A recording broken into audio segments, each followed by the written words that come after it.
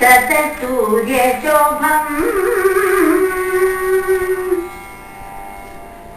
एकदन्तम्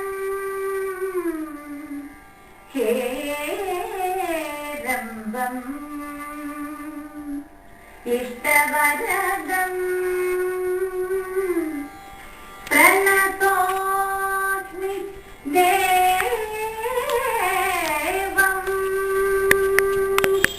प्रणतोऽस्मि देवम् प्रणतोऽस्मि देवम्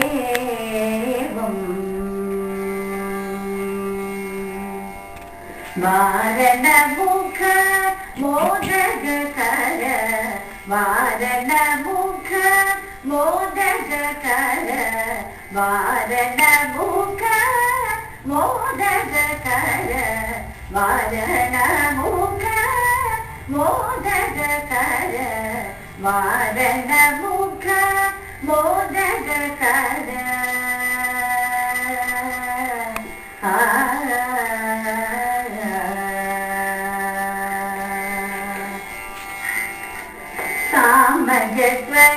सामजस्वरलयकर हंसध्वनि मधुचुरियो सामजस्वरलयकर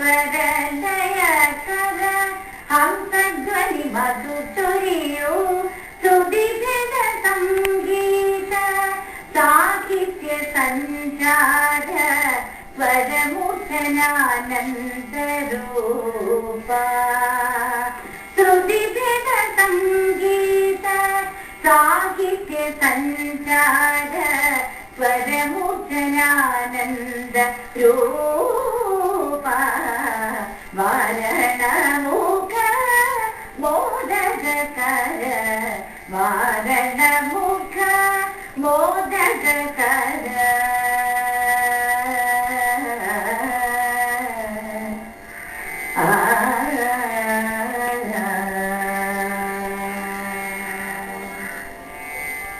ഞങ്ങൾ ഈ ഗ്രൂപ്പ് നാദവൈഭവം എന്ന് പറഞ്ഞൊരു ഗ്രൂപ്പ് ഞങ്ങൾ പേരൊക്കെ ഇപ്പൊ ഈയിടയ്ക്കാണ് ഇട്ടത്. അങ്ങനെ അതൊരു ഗ്രൂപ്പ് ഫോം ചെയ്യാൻ കഴിഞ്ഞു. അതില് ഞങ്ങള് ഇപ്പോ ആദിശങ്കരാചാര്യരുടെ 6 ഷൺമാർഗത്തിൽ കൂടി എങ്ങനെ ദൈവാരാധന നടത്താം എന്ന് അദ്ദേഹം തന്നെ കാണിച്ചു തന്നിട്ടുണ്ട്. അതായത് ഗണാപത്യം, ഗണപതി ആരാധന, അതുപോലെ ശാക്തം, ദേവിയെ ഉപാസിക്കുന്നത്, പിന്നെ സൗരഭം, സൂര്യനെ ഉപാസന ചെയ്യുന്നത്, വൈഷ്ണവം, വിഷ്ണു ഉപാസന, ശൈവം, ശിവൻ, അതുപോലെ കൗമാരൻ, സുബ്രഹ്മണ്യൻ, അങ്ങനെ 6 മാർഗങ്ങൾ ഹിന്ദുക്കൾക്ക് ഉപദേശിച്ചു തന്നിട്ടുണ്ട്. അപ്പൊ അത് ഞാൻ മ്യൂസിക്കലായിട്ട് എങ്ങനെ നമുക്ക് അപ്രോച്ച് ചെയ്യാം എന്നുള്ളത് എന്തോ എനിക്കൊരു നിമിത്തം പോലെ എന്റെ മനസ്സിൽ തോന്നി. അങ്ങനെ ആദ്യം നവാവരണം പല പ്രാവശ്യം ഞാൻ പഠിക്കണം എന്ന് ആഗ്രഹിച്ചിരുന്ന ഒന്നാണ്. എന്റെ ഗുരുവായ പ്രഭാകരവർമ്മ സാറ് എനിക്ക് 5-6 എണ്ണം കംപ്ലീറ്റ് ചെയ്ത് തന്നിരുന്നു. അപ്പോഴത്തേക്കും സാറിനെ കുറച്ച് സുഖമില്ലാതെ. അപ്പൊ സാറ് പറഞ്ഞിട്ട് എന്റെ ഇത് കംപ്ലീറ്റ് ചെയ്തോളൂ, വളരെ നല്ലതാണ് പാടിയാല്. അപ്പൊ അതൊരു നിമിത്തം പോലെ എനിക്ക് ഇത് റിട്ടയർമെന്റ് കഴിഞ്ഞിട്ടാണ് അതിനെ സാധിച്ചത്. അത് പഠിച്ചു, 9 എണ്ണവും പഠിച്ചു. അതിനൊരു സീരീസ് ഉണ്ട്, അതെല്ലാം തന്നെ പഠിച്ച് ഒരു ഏകദേശം ഒരു 8-10 മാസങ്ങൾ എടുത്തു അത് പെർഫെക്റ്റ് ചെയ്യാനായിട്ട്. ഞങ്ങളെല്ലാവരും ഒരേ വേവ്ലെങ്ത് ഉള്ളത് കൊണ്ടായിരിക്കാം ഞങ്ങൾക്ക് നല്ലൊരു പഠിക്കാൻ പറ്റുകയും ചെയ്തു. അത് ഞങ്ങൾ പല സ്ഥലത്ത്, കേരളത്തിനും അതല്ലാതെ തമിഴ്നാട്ടിലും വരെ ഞങ്ങളിപ്പോ നവരാത്രിക്ക് കാമാക്ഷി അമ്മന്റെ അവിടെ കോയമ്പത്തൂർ പോയി പാടി, കാലടി ശങ്കരാചാര്യ അവിടെ പോയി പാടി. അങ്ങനെ ആ ഗ്രൂപ്പ് നന്നായിട്ട് പോകുന്നുണ്ട്. അതുപോലെ വിനായക ചതുർത്ഥിക്ക് ഞങ്ങള് ഷോഡശ ഗണപതി കൃതികള്, മുത്തുസ്വാമി ദീക്ഷിതരുടെ ഷോഡശ ഗണപതി കൃതികള് അതും ഇതുപോലെ 2-3 സ്ഥലത്ത് പാടി. അപ്പൊ വളരെ നല്ല റെസ്പോൺസ് നമുക്ക് പബ്ലിക്കിൽ നിന്ന് നമുക്ക് കിട്ടുന്നത് കൊണ്ട് അതൊരു എനിക്കൊരു കൂടുതലൊരു പ്രചോദനമായിട്ട് തോന്നുന്നുണ്ട്. ഞാൻ എടുത്ത കാര്യം വളരെ നല്ലത് തന്നെയാണ്. എന്റെ ഇങ്ങനെ ഒരു സ്വപ്നമായിട്ട് ഞാൻ വിചാരിച്ചതല്ല, പക്ഷെ ഭഗവാനായിരിക്കും എന്നെ ഇങ്ങനെ കൊണ്ടുപോകുന്നതെന്ന് എനിക്ക് തോന്നുന്നു. അപ്പൊ അതിൽ ഏതെങ്കിലും ഒരു കീർത്തനം ഒന്ന് ആലപിക്കാമോ നമുക്ക് വേണ്ടിയിട്ട്? തീർച്ചയായിട്ടും. ചന്ദ്രമൗലിനി ദേവി ചന്ദ്രമൗലിനി ദേവി ചന്ദ്രമൗലിനി ദേവി ചന്ദ്രമൗലിനി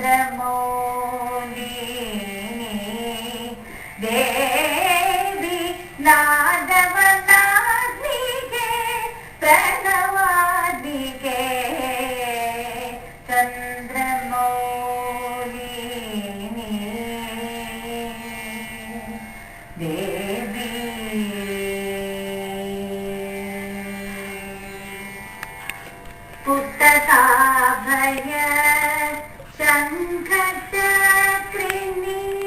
पुस्तकाभय शङ्खचक्रिणी तुलसी पराक्ष मालिनी वीणावादिनी चन्द्रमौली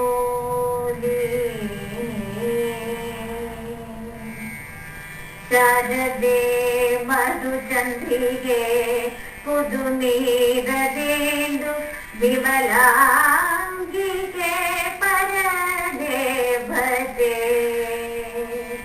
शरदे मधुचन्द्रिके पुदुनीरदेन्दु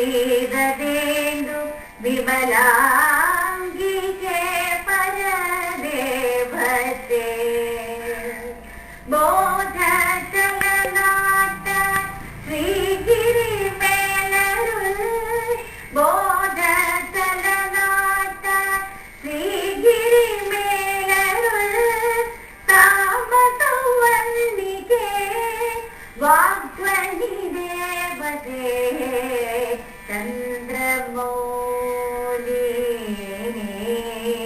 देवी नादवनाग्निके प्रणवाग्निके चन्द्रमौलिनी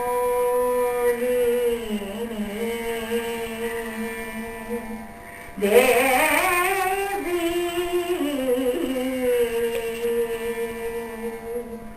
देवी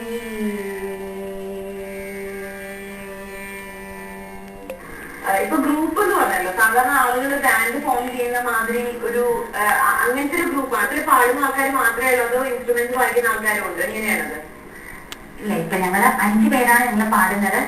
എല്ലാവരും തന്നെ 10-30 വർഷവും പഠിച്ച് കർണാടക സംഗീതം അവര് പഠിച്ച ഒരു താല്പര്യത്തോടുകൂടി വളരെ ഡെഡിക്കേറ്റഡ് ആയിട്ട് പഠിച്ചിട്ടുള്ളവരാണ്. എന്റെ കളിക്കൂട്ടുകാരാണ് ഇവരെല്ലാവരും. വോക്കലാണ് എല്ലാവരും. അതുകൂടാതെ ഞങ്ങൾ സ്ഥിരമായിട്ട് വയലിനും മൃദംഗമൊക്കെ ഞങ്ങൾ കൊണ്ടുപോകുന്നുണ്ട്. അവരെ തന്നെയാണ് ഞങ്ങള് കൂടുതലും വിളിക്കാറ്. നേരത്തെ മാഡം നമ്മൾ സംസാരിച്ചപ്പോൾ പറഞ്ഞായിരുന്നു മ്യൂസിക് തെറാപ്പി ചെയ്യുന്നുണ്ടെന്ന്. അപ്പൊ അതെങ്ങനെയാണ് ഈ മ്യൂസിക് തെറാപ്പി? നമ്മൾ കേട്ടിട്ടുണ്ട് രോഗം മാറ്റാനായിട്ട് പാട്ടിന് സാധിക്കും എന്നൊക്കെ നമ്മൾ ഒരുപാട് പറഞ്ഞു കേട്ടിട്ടുണ്ട്. അപ്പൊ അതിന്റെ ഒരു രീതികളെ കുറിച്ചും അതെങ്ങനെയാണ് ആ ഒരു അവസരം കിട്ടിയതിനെ കുറിച്ചൊന്ന് പറയാമോ? അതും പറഞ്ഞ പോലെ എനിക്ക് എന്റെ തോന്നുന്ന ഒരു ദൈവ നിയോഗമായിട്ട് തന്നെയാണ്. ഡോക്ടർ സുവർണ നലപ്പാട്ട് എന്ന് പറഞ്ഞിട്ട് എല്ലാവർക്കും അറിയാലോ. ഡോക്ടറിനെ പരിചയപ്പെടുകയും ഇതുപോലെ ഡോക്ടർ ഒരു മ്യൂസിക് തെറാപ്പിയുടെ ഒരു പ്രോഗ്രാമിന് ചെയ്തുകൊണ്ടിരിക്കുമ്പോഴാണ് ഞാൻ ആദ്യമായിട്ട് കാണുന്നത്. അപ്പോൾ ഞാൻ പരിചയപ്പെട്ടു. അങ്ങനെ ആ പരിചയം ഒരുപാട് വികസിച്ചു. സുവർണയെടുത്ത് എന്നെ അമൃത ഹോസ്പിറ്റലിലേക്ക് ഒരു കോ ഇൻവെസ്റ്റിഗേറ്റർ ആയിട്ട് സുവർണയെടുത്ത് ഒരു പ്രോജക്റ്റിന് വിളിച്ചു. അവിടെ ചെന്ന് ഞങ്ങള് ലൈവായിട്ട് തന്നെ പല പാട്ടുകളും പാടി രോഗികൾക്ക് വേണ്ടിയിട്ട്.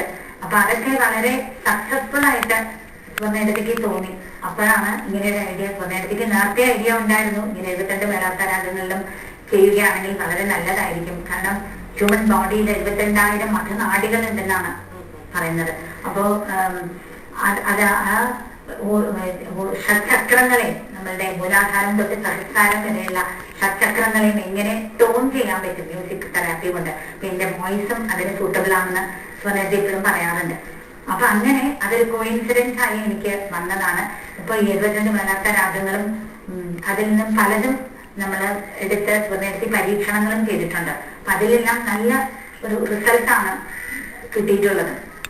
പിന്നെ ഇതിപ്പോ പെട്ടെന്ന് നമുക്ക് ഇങ്ങനെ ഏത് രാഗം ഇന്ന് ഇതിന് അങ്ങനെ നമുക്ക് പെട്ടെന്ന് പറയാൻ പറ്റില്ല. ഇതൊക്കെ വളരെ സ്ലോ ആയിട്ട് മാത്രമേ ഇത് ഗുണം നമുക്ക് കിട്ടണമെങ്കിൽ രോഗിയെ മനസ്സിലാക്കണം, രോഗത്തെ മനസ്സിലാക്കണം. ഇങ്ങനെ നമ്മൾ പല സിറ്റിങ് നമ്മൾ ഇരുന്ന് അവരുടെ മനസ്സ് നമ്മൾ മനസ്സിലാക്കി അതിന് പേഷ്യൻസ് വളരെ ഇമ്പോർട്ടൻ്റ് ആണ്. നല്ല ഒരു മെയിനായിട്ട് എന്നെ വായിക്കണം എന്ന് വളരെ താല്പര്യമാണ്. പക്ഷെ എന്നാലും ഞാൻ ദീന സബ്ബായിട്ടാണ് കോളേജിൽ പഠിച്ചിരുന്നെങ്കിലും ഞാൻ ദീന ഇപ്പോഴും എൻ്റെ കൂടെ കൂടുതൽ പഠിക്കാനും അത്യാവശ്യം പെർഫോമൻസിന് ഞാൻ പോകാറുണ്ട്. അതാ ഞാൻ പറഞ്ഞത്. ഇപ്പൊ ഇതെല്ലാം പലതിനും ഗ്രഹങ്ങളെ പോലും ബേസ് ചെയ്തിട്ടാണ്. നമ്മളുടെ നക്ഷത്രം ആ ഏരിയയും എല്ലാം നമ്മൾ സ്റ്റഡി ചെയ്യേണ്ടതാണ്. ഇതിനെല്ലാം മനസ്സിലാക്കി നമ്മൾ മുന്നോട്ട് പോയാലേ, ഇല്ലെങ്കിൽ ഇപ്പൊ ഒരാൾക്ക് മൂലാധാരത്തിലാണ് എന്തെങ്കിലും, മൂലാധാരമാണ് ഏറ്റവും ബേസിക് ആയിട്ടുള്ളത്. അപ്പൊ നമ്മൾക്ക് മിക്കവാറും ഈ ശങ്കരാഭരണം, കല്യാണി പോലത്തെ രാഗങ്ങൾ നമ്മൾ ആ ഏരിയയിലുള്ള രാഗങ്ങൾ കൊടുക്കുമ്പോൾ തന്നെ നല്ലൊരു വ്യത്യാസം നമുക്കറിയാൻ പറ്റും. പിന്നെ ഇപ്പോ ഇത് ത്രോട്ട് ചക്രയിലാണ് ഒരു ഇതുണ്ട്. അപ്പൊ നമ്മൾ അതനുസരിച്ച് വിശുദ്ധി ചക്രത്തിന് പറ്റുന്ന അതെല്ലാം നമ്മൾ ഒരു ടേബിൾ തന്നെ നേരത്തെ ഉണ്ടാക്കിയിട്ടുണ്ട്. അപ്പൊ അതെല്ലാം നമ്മള് വെറുതെ നേരിട്ട് അങ്ങനെ കൊടുക്കാൻ പറ്റില്ല. നമ്മൾക്ക് അവരെ മനസ്സിലാക്കി നമ്മളും അവർക്കും പറയാനുള്ളത് കേട്ട് ഏത് രാഗങ്ങളാണ് ഇഷ്ടം, അല്ലെങ്കിൽ അവർക്ക് രാഗം പറയാൻ പറ്റില്ലെങ്കിൽ അതിനനുസരിച്ചുള്ള ആണെങ്കിലും മതി ആ ട്യൂൺ കേട്ട്. അതാ ഞാൻ പറഞ്ഞത്, ഇതൊക്കെ കുറച്ച് വർഷങ്ങൾ പോലും എടുക്കും മാറ്റങ്ങൾ വരാൻ. അപ്പം ഏതെല്ലാം അസുഖങ്ങൾ നമുക്ക് ഈ ഒരു രീതിയിലൂടെ ട്രീറ്റ് ചെയ്ത് മാറ്റാൻ പറ്റും? പാട്ട് കേട്ട് ഇപ്പൊ ഞാൻ പറഞ്ഞില്ലേ, ഇപ്പൊ നമ്മള് മ്യൂസിക് തെറാപ്പി എന്ന് ഉദ്ദേശിക്കുന്നത് ഒരു ജീവിതത്തില് നമ്മളുടെ ഭാഗമായിട്ടാകണം മ്യൂസിക്. അങ്ങനെയുള്ളവർക്ക് ഇത് കൂടുതൽ പെട്ടെന്ന് ഫലം കാണും. അല്ലാതെ ഇപ്പോ കർണാട്ടിക് മ്യൂസിക് ഒന്നും കേൾക്കാതെ പാട്ടൊക്കെ ഇഷ്ടവും ഇല്ലാത്ത ഒരാൾക്ക് അതിന്റെ ഫലം കിട്ടാൻ കുറച്ച് താമസം കൊടുക്കും. അവരതിന് പൂർണ്ണമായിട്ട് മനസ്സും അവരുടെ എല്ലാം വിശ്വാസം എല്ലാം വേണം. വേണ്ടേ? അപ്പൊ അവർക്ക് നമ്മളൊരു ടച്ച് കൊണ്ട് തന്നെ നമുക്കൊരു പ്രകടിപ്പിക്കാൻ പറ്റില്ല. പലപ്പോഴും നമുക്കൊരു ചെറിയ കുട്ടികൾക്ക് എന്തെങ്കിലും ഒരു പ്രോബ്ലം ഉണ്ടെങ്കിൽ നമ്മളെ കൈ ഒന്നുമില്ല എല്ലാം ശരിയാകുമെന്ന് പറയുമ്പോൾ തന്നെ നമുക്കൊരു ആശ്വാസം തോന്നില്ലേ. അതുപോലെ നമ്മൾ അത്രയും പേഷ്യൻസിന്റെ അടുത്തായാലും നമ്മളുടെ അടുത്ത് വരുന്നവരുടെ അടുത്തായാലും ആ ഒരു തലോടലിൽ തന്നെ നമ്മള് ഒരു തെറാപ്പി അവിടെ വന്നു കഴിഞ്ഞു. അപ്പൊ നമ്മളുടെ ആ ഒരു കമ്മ്യൂണിക്കേഷൻ വളരെ ഇമ്പോർട്ടന്റ് ആണ്. എന്തിന്റെ ഡിഫറൻസ് ഉണ്ട് ഈ ചിത്രവാദം തമ്മിൽ? ഇതിപ്പോ സ്വർണ്ണത്തിൽ ഇതിനായിട്ട് ചികിത്സയ്ക്ക് വേണ്ടിയിട്ട് തന്നെ രചിച്ചിട്ടുള്ളതാണ്. അപ്പൊ ഇതില് പലതരം മന്ത്രങ്ങളുണ്ട്, ബീജാക്ഷരങ്ങളുണ്ട്. അപ്പൊ ആ ഒരു ഇഫക്റ്റ് എന്തായാലും ഉണ്ടാവും. പിന്നെ ഇതില് ഈ നമ്മുടെ സാധാരണ കൃതികളിൽ കാണുന്ന പോലെ സംഗതികളോ അതൊന്നും അതിലും കൂടുതൽ ഭാവമാണ് ഇവിടെ നമ്മൾ ഇമ്പോർട്ടൻസ് കൊടുത്തിരിക്കുന്നത്. പിന്നെ വളരെ ലളിതമാണ് അക്ഷരങ്ങളും എല്ലാം. അപ്പൊ അത് പെട്ടെന്ന് മലയാളത്തിലാണ് കൂടുതലും ഇതിൽ വന്നിരിക്കുന്നത്. അപ്പൊ കേരളത്തിലെ ആൾക്കാർക്ക് വേണ്ടിയിട്ടാണ്, പേഷ്യൻസിന് വേണ്ടിയിട്ടാണ് മെയിനായിട്ട് ഇത് രചിച്ചിരിക്കുന്നത്. അപ്പൊ ഇത് മലയാളികൾക്ക് അക്ഷരം എന്താണെന്ന് മനസ്സിലാവുകയും ചെയ്യും അല്ലേ. അക്ഷരങ്ങൾ വളരെ ഇമ്പോർട്ടന്റ് ആണ്. വാക്കുകൾ അല്ലേ? സാധാരണ എല്ലാ തരം എന്താ പറയുക കീർത്തനങ്ങളും ആലപിക്കാറുണ്ട്. ഇപ്പൊ ത്രിമൂർത്തികളുടെ തന്നെ 3 പേരുടെയും ആലപിക്കാം. എങ്കിൽ പോലും ഏറ്റവും കൂടുതൽ ഇൻട്രസ്റ്റിംഗ് ആയിട്ട് എപ്പോഴും പാടാൻ ഇഷ്ടമുള്ള കീർത്തനം ആരുടേതാണ്? അങ്ങനെയുണ്ടോ അതോ എല്ലാം ഒരുപോലെ തന്നെയാണോ? എല്ലാം എന്നെ സംബന്ധിച്ചിടത്തോളം എനിക്ക് എല്ലാം ഒരുപോലെയാണ്. എല്ലാം ഒരു പാഷൻ തന്നെയാണ്. ഇപ്പോഴും ഓരോ പുതിയ കൃതി വെക്കുമ്പോൾ അതും പഠിക്കണമെന്ന് തോന്നും. അപ്പൊ നമ്മള് അപ് ടു ഡേറ്റ് ആയിട്ട് ഇരിക്കണം എന്നുള്ളതാണ് വളരെ ഇമ്പോർട്ടന്റ്. ഒരു മ്യൂസിക് മ്യൂസിഷ്യൻ എന്നുള്ള ഒരു നിലയിൽ നമുക്ക് പറ്റുന്ന വിധത്തിൽ നമ്മൾ ഒരിക്കലും നമ്മളെ കമ്പയർ ചെയ്യുമ്പോൾ നമുക്ക് ഒരിക്കലും മുന്നോട്ട് വരാൻ പറ്റില്ല.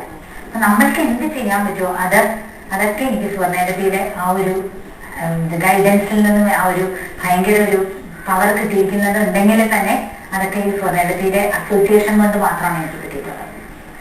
പാട്ട് നമ്മൾ കേട്ടിട്ടുണ്ട്, പലരും പറഞ്ഞു, വലിയ വലിയ ആളുകളൊക്കെ പറഞ്ഞു കേട്ടിട്ടുണ്ട് ഒരു ആനന്ദ സാഗരമാണ് എന്ന് കേട്ടിട്ടുണ്ട്. എത്ര പഠിച്ചാലും പാട്ടെന്നല്ല ഏത് കാര്യമാണെങ്കിലും പഠിക്കുന്നതോറും കൂടുതൽ പഠിക്കാനുണ്ടാവുകയാണ് സാധാരണ.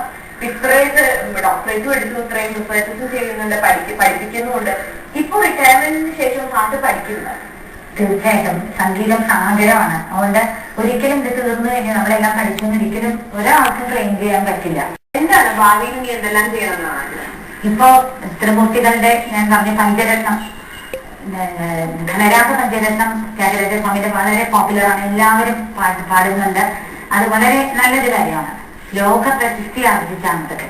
അതുപോലെ വരും തലമുറയ്ക്ക് ത്രിമൂർത്തികളിൽ മാത്രമല്ല, ത്രിമൂർത്തികളായ മുത്തുസ്വാമീശ്വരം ശ്യാമശാസ്ത്രി കൂടി ഉണ്ടല്ലോ, അവരുടെയും ഗ്രൂപ്പ് സമൂഹ കൃതികൾ ഇപ്പൊ ഞാൻ അനാവരണം പറഞ്ഞു.